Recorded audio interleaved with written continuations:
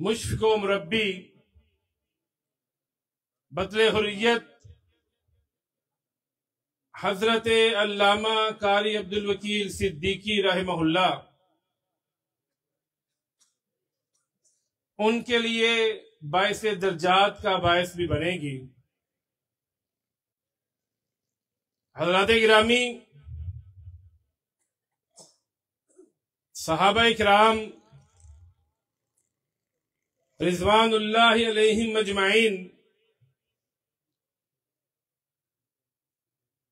فرمایا کرتے تھے، تعلمنا العلم والعمل معاہ، کہ ہم نے پیارے رسول صلی اللہ علیہ وسلم سے دین کے علم کو سیکھا، اور علم سیکھنے کے ساتھ ساتھ ہم نے پیارے رسول صلی اللہ علیہ وسلم سے اس کے اوپر عمل کرنا بھی سیکھا، یہاں تک کہ عرفات کے میدان میں جب جبریل امین یہ آیات لے کے نازل ہوئے،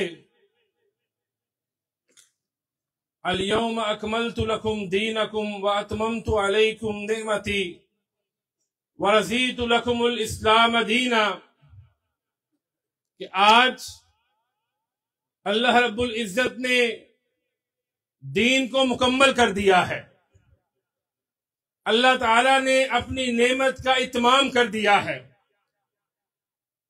تو صحابہ کرام بے اختیار پکار اٹھے، تم الوحی و تم العمل، کہ آج اللہ کی وحی مکمل ہو گئی ہے اور آج اس کے اوپر ہمارا عمل بھی مکمل ہو چکا ہے۔ اور یہی وہ وجہ ہے کہ اللہ تعالیٰ نے صحابہ اکرام کے ایمان کو، عمل کو، زندگی کو ہمارے لیے میرٹ قرار دیا ہے۔ فَإِنْ آمَنُوا بِمِثْلِ مَا آمَنْتُمْ بِهِ فَقَدِ اهْتَدَوْا، ہدایت چاہتے ہو، کامیابی چاہتے ہو تو پھر اس طرح ایمان لے کے آؤ، اس طرح کا عمل کر کے دکھاؤ جس طرح کا عمل اور ایمان محمد کے صحابہ لے کے آئے تھے۔ صحابہ اکرام رضوان اللہ علیہم اجمعین دین کے معاملے میں بڑی نازل ہوئی تو پردے کے لیے تیار کی، جسے چادر نہ ملی اس نے بستر کی چادر کو اوڑھنی بنایا تاکہ وہ فجر کی نماز میں مسجد نبوی میں پردے کی حالت میں حاضر ہو۔ اور امام ابن جوزی رحمہ اللہ نے طبقات شافیہ میں امام ابو داؤد کا احادیث کے جو آپ نے خدمت کی، جو آپ نے احادیث کی کتاب لکھی، آپ دریا کے کنارے بیٹھ کے سنن ابی داؤد لکھ رہے تھے کہ پاس ایک شخص گزرا، اسے چھینک آئی۔ جب چھینک آئے تب کیا کہا جاتا ہے؟ کیا؟ الحمدللہ۔ امام ابو داؤد لکھنے میں مصروف تھے، وہ شخص پاس سے گزرا، جا کے کشتی میں سوار ہو گیا۔ اچانک خیال آیا کہ ابو داؤد کیا فائدہ حدیث لکھنے کا، اکٹھی کرنے کا، اگر ہم نے ان کے اوپر عمل نہیں کرنا۔ اٹھے، جا کر ملاح سے بات کی کہ میں اس کشتی کے پیچھے جانا چاہتا ہوں۔ اس نے کہا میں 3 درہم لوں گا۔ کہا ٹھیک ہے۔ اس کشتی کے پاس پہنچے تو اسے کہا یرحمک اللہ۔ سننے والا کیا کہتا ہے؟ یرحمک اللہ۔ اور ہم کیا کہتے ہیں؟ چھینک آ جائے اوئے، نہ کوئی الحمدللہ، نہ کوئی یرحمک اللہ، جس کو چھینک آتی ہے یعنی ہمارا عجیب مزاج بن چکا ہے، غیر سنجیدگی، ہر معاملے میں مذاق، ٹھٹھا، حالانکہ تو وہ اس کی نجات۔ امام ابو داؤد رحمہ اللہ فرماتے ہیں، میں واپس پلٹا، مجھے اونگ آئی تو میرے کانوں میں آواز پڑی، لَقَدِ اشْتَرَيْتَ الْجَنَّةَ بِثَلَاثَةِ دِرَاهِمْ، اے ابو داؤد 3 درہم خرچ کر کے تم نے اللہ کی جنت کو خرید لیا ہے۔ حضرات، یہ صحابہ اکرام ائمہ دین، ائمہ حدیث کا مزاج تھا کہ جب انہیں دین کی بات پہنچ جاتی تو وہ پھر اس کے اوپر عمل کرتے، اس میں تاخیر کو برداشت یا پسند نہیں کرتے تھے، اور یہ بات وہ بخوبی جانتے تھے کہ ہم نے عمل کس پہ کرنا ہے۔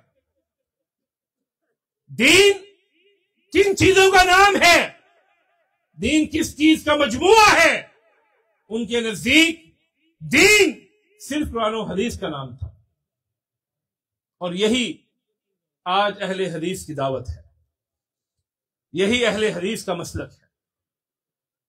وَيُعَلِّمُهُمُ الْكِتَابَ وَالْحِكْمَةَ۔ آج لوگ قرآن کریم کو تو مانتے ہیں، لیکن جب نبی مکرم علیہ الصلوۃ والسلام کے فرامین کی بات آتی ہے، چاہے وہ آپ کے اقوال ہیں، افعال ہیں، اعمال ہیں، تو اس کے بارے میں عجیب و غریب نظریات، عجیب و غریب آراء۔ امام شافعی رحمہ اللہ فرماتے ہیں کہ وَيُعَلِّمُهُمُ الْكِتَابَ وَالْحِكْمَةَ میں کتاب سب جانتے ہیں قرآن کریم ہے، اور حکمت وہ نبی مکرم علیہ الصلوۃ والسلام کی سنت ہے، چاہے وہ قولی ہے، فعلی ہے۔ آپ اس بات کو یوں سمجھیے کہ قرآن کریم نظری علم ہے، قرآن کریم تھیوری ہے، حدیث اس کی عملی شکل ہے، حدیث پریکٹیکل ہے، جیسا کہ قرآن کریم میں اللہ تعالی ہمیں حکم دیتے ہیں اقیموا الصلاۃ، نماز قائم کریں۔ اب ہمیں کون بتلائے گا نماز کس طرح پڑھنی ہے، کب پڑھنی ہے، کہاں پہ پڑھنی ہے، کیسے پڑھنی ہے، اس کا طریقہ کیا ہے، اس کی شرائط کیا ہے، واجبات کیا ہے؟ اس کے لیے ہمیں پھر نبی مکرم علیہ الصلوۃ والسلام کی سنت سے رہنمائی لینی پڑتی، اور آپ کی سنت کے علاوہ اور کوئی بھی ہمارے پاس ایسا مصدر نہیں، مرجع نہیں جس سے ہم رہنمائی لے سکیں۔ سنن نسائی کی حدیث ہے، کائنات کے امام محمد رسول اللہ صلی اللہ علیہ وسلم یہ اپنی عادت بنائیں۔ میں آپ کو اپنا آزمودہ، ایک ہوتی ہے سنی سنائی بات، ایک ہوتی ہے آزمودہ جس پہ انسان نے تجربہ کیا ہوتا ہے، میں آپ کو اپنا تجربہ بتاتا ہوں۔ اگر آپ یہ عادت اپنا لیں کہ ہم نے جب بھی نبی مکرم علیہ الصلوۃ والسلام کا نام نامی اسم گرامی محمد صلی اللہ علیہ وسلم آنا ہے، تو آپ کی زبان سے آٹومیٹکلی بغیر کہے، بغیر کوشش کیے نبی مکرم علیہ الصلوۃ والسلام کے اوپر درود کی برکھا برس جانی چاہیے۔ کائنات کے امام محمد رسول اللہ صلی اللہ علیہ وسلم فرماتے ہیں، من صلی علیہ صلاۃ صلی اللہ علیہ بہا عشرا۔ آپ بنگلہ منٹھار میں بیٹھ کے ایک مرتبہ، کتنی مرتبہ؟ ایک مرتبہ احمد مجتبیٰ محمد مصطفیٰ صلی اللہ علیہ وسلم کے اوپر درود و سلام بھیجتے ہیں، اللہ تعالیٰ اپنے عرش پہ مستوی، یہ اہل حدیث کا عقیدہ ہے کہ اللہ تعالیٰ اپنے عرش پہ مستوی ہے۔ اس کی کیفیت کیا ہے، اس کے بارے میں سوال کرنا، تجسس کرنا، یہ بدعت ہے۔ آج اچھے بڑے پڑھ لکھے لوگ بھی اللہ رب العزت کے عرش پہ مستوی ہونے پہ کلام کرتے ہیں، بات کرتے ہیں۔ عقیدہ بھی ساتھ ساتھ سیکھنا چاہیے تاکہ آپ کے اعمال جو آپ محنت کرتے ہیں وہ کہیں غارت نہ ہو جائے۔ نبی مکرم علیہ الصلوۃ والسلام فرماتے ہیں، تم ایک مرتبہ میرے اوپر سلام بھیجتے ہو کائنات کا رب اپنے عرش پہ مستوی 10 مرتبہ تمہارے اوپر سلام بھیجتا ہے۔ حضرات، نبی مکرم علیہ السلام مسجد نبوی میں تشریف لائے، آپ اپنے منبر پہ کھڑے ہوئے، آپ نے صحابہ اکرام کو نماز پڑھنا سکھلائی۔ آپ صرف رکوع اور سجدے کے لیے اپنے مصلی پہ تشریف لائے۔ آپ نے جب اپنے صحابہ کو یہ سکھلایا کہ نماز کا آغاز کیسے کرنا ہے، رفع الیدین کیسے کرنا ہے، رکوع کیسے کرنا ہے، رکوع میں جاتے ہوئے رفع الیدین کیسے کرنا ہے، اٹھ کے رفع الیدین کیسے کرنا ہے، سجدہ کیسے کرنا ہے، تشہد کیسے کرنا ہے، یہ ساری چیزیں سکھلا کر کائنات کے امام فرماتے ہیں سلو، اے میرے صحابہ نماز پڑھو۔ کیا کرو؟ کون سی؟ حنفی، شافی، مالکی، حنبلی، ظاہری، جعفری، کون سی نماز؟ سلو کما رأیتمونی اصلی، اس طرح نماز پڑھو جس طرح مجھے نماز پڑھتے دیکھا ہے۔ اور آپ کی نماز کون سی نماز ہے؟ آواز نہیں آئی، وہ ڈرتے کیوں ہیں؟ کیوں ڈرتے ہیں؟ یہ عبدالقیوم سلفی تو بڑا بہادر ہے، اس نے تو بڑی اسلام میں خدمت کی ہے۔ 23 دن ہمارا یہ بھائی جلال پور پیر والا میں اسلام متاثرین کی مدد کرتا رہا، نہ دن دیکھا نہ رات، نہ پانی دیکھا نہ ابھی جانور دیکھے، صرف ایک ہی لگن، ایک ہی کوشش کہ کسی طرح میں اپنے اللہ کو راضی کر لوں، میں دکھی انسانیت کی خدمت کر لوں۔ کون سی نماز؟ آواز نہیں آئی، محمدی نماز۔ اور یہ بات یاد رکھیے، کائنات کے اندر، زمین کے اوپر، آسمان کے نیچے کوئی بھی 4 2 3 طریقے منہج صحیح نہیں ہو سکتے۔ عقیدہ، طریقہ، منہج، عبادات، معاملات، اخلاق، خوشی، غمی جب بھی لینی ہے تو آپ نے قرآن و سنت سے لینی۔ قرآن و سنت کے سوا اور کوئی بھی طریقہ ٹھیک نہیں ہو سکتا، یہ ممکن ہی نہیں ہے۔ یہ کیسے ممکن ہے کہ ایک جماعت، ایک مذہب، ایک مسلک ایک چیز کو شرک کہتا ہے، دوسرا توحید کہتا ہے، ایک سنت کہتا ہے، ایک بدعت کہتا ہے۔ آج نوجوانوں میں بالخصوص یہ ٹرینڈ سیٹ کیا جا رہا ہے۔ آپ کسی کو برا نہ کہیں، آپ کسی پہ تنقید نہ کریں، جہاں پہ جو لگا ہے اسے لگا رہنے دیں۔ میں پوچھنا چاہتا ہوں، اگر جہاں پہ جو لگا ہے اگر یہ ٹھیک تھا، درست تھا، تو پھر کائنات کے رب نے محمد الرسول اللہ صلی اللہ علیہ وسلم کو مکہ میں مبعوث کیوں فرمایا تھا؟ یہ ممکن نہیں ہے۔ ایک وقت میں، ایک جگہ پہ ایک ہی چیز ٹھیک ہے، دوسری چیز ٹھیک نہیں ہو سکتی۔ اور نبی مکرم علیہ الصلوۃ والسلام وہ اس کائنات کی واحد ہستی ہیں جو صاحب شریعت ہیں۔ آپ سے دلیل نہیں مانگی جا سکتی، لیکن آپ کے بعد صحابہ اکرام، تابعین، تبع تابعین، ائمہ دین، فقہاء، محدثین، مجتہدین جو بھی ہے اس سے دلیل مانگی جائے گی۔ قل انما انا بشر مثلکم یوحا الی انما الہکم الہ واحد۔ آپ انہیں کہہ دیجئے میں تمہاری طرح کا انسان ہوں، لیکن میرے اوپر وحی آتی ہے، میرے اوپر وحی آتی ہے کہ تمہارا رب، تمہارا خالق، تمہارا رازق، تمہارا حاجت روا داتا صرف اللہ رب العزت کی ذات ہے۔ حضرات گرامی، یہی وہ فرق ہے جو نبی مکرم علیہ الصلوۃ والسلام کو ساری انسانیت سے ممتاز کرتا ہے۔ کیا کہا تھا ام ایمن نے؟ شیخین سیدنا ابو بکر، سیدنا عمر رضی اللہ عنہما ان کے پاس گئے، ام ایمن نے رونا شروع کر دیا۔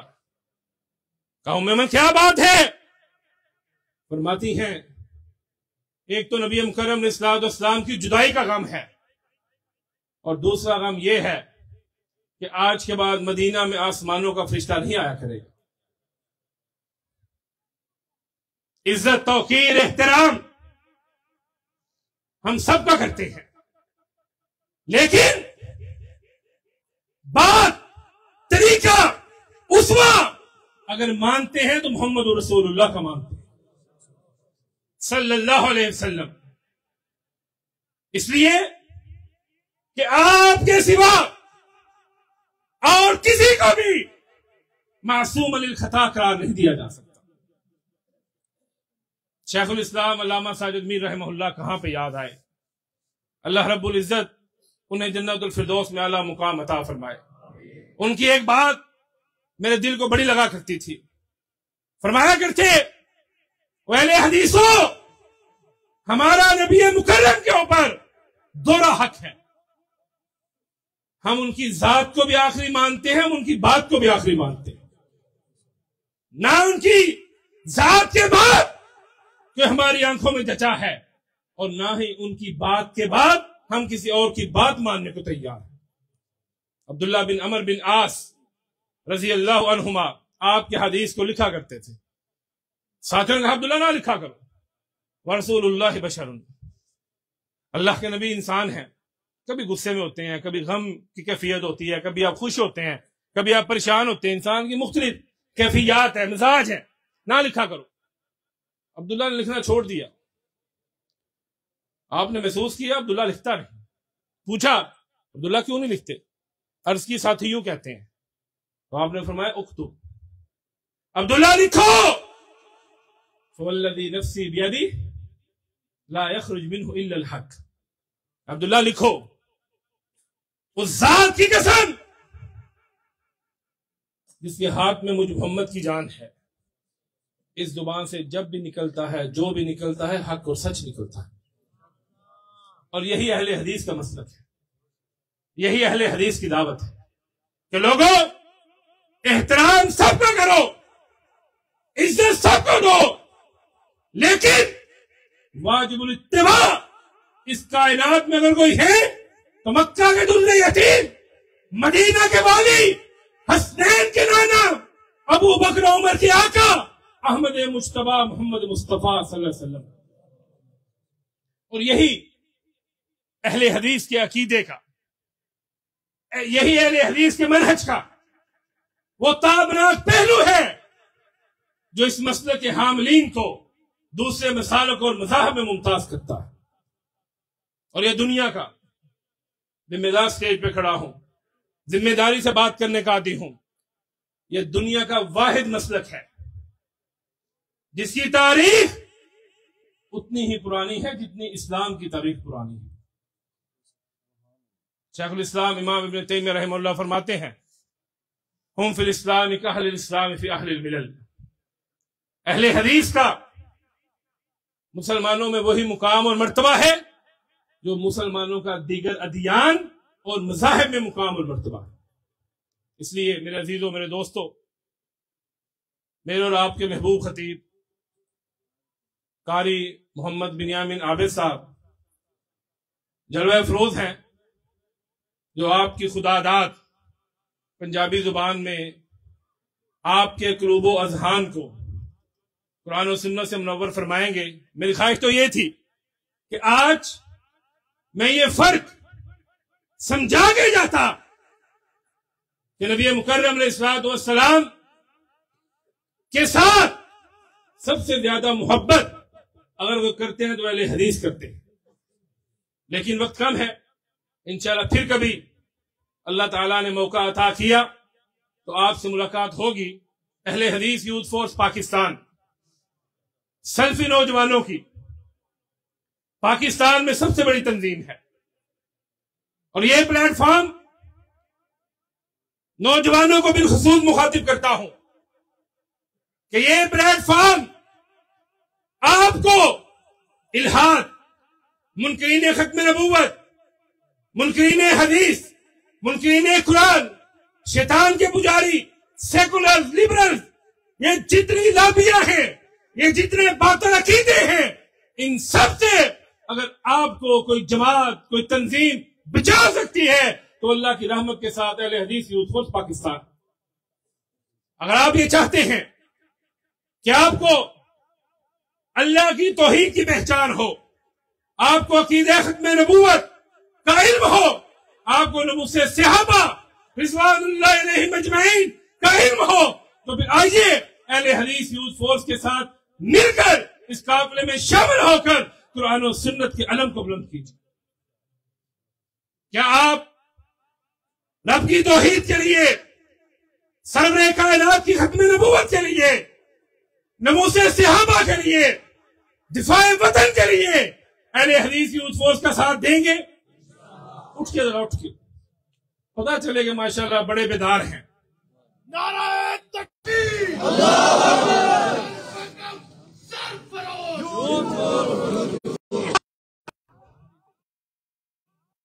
ہاتھوں میں ہاتھ ڈال کر آج اس بات کا بنگلہ منٹھار میں عہد کیجیے کہ قائد ملت سلفیہ ڈاکٹر حافظ عبدالکریم صاحب، مجاہد ملت علامہ عبدالرشید حجازی صاحب، آپ کو جب بھی رب کی توحید کے لیے، سرور کائنات کی ختم نبوت کے لیے، نموز صحابہ کے لیے، دفاع وطن کے لیے بلائیں گے، نکلو گے، جان دو گے، مال دو گے، شب ریزہ ہوگی جلوہ خورشید سے، یہ چمن آخر معمور ہوگا نغمہ توحید سے، خون دل دے کے نکھاریں گے رخ برق غلاب، ہم نے گلشن کے تحفظ کی قسم. Youth force Pakistan.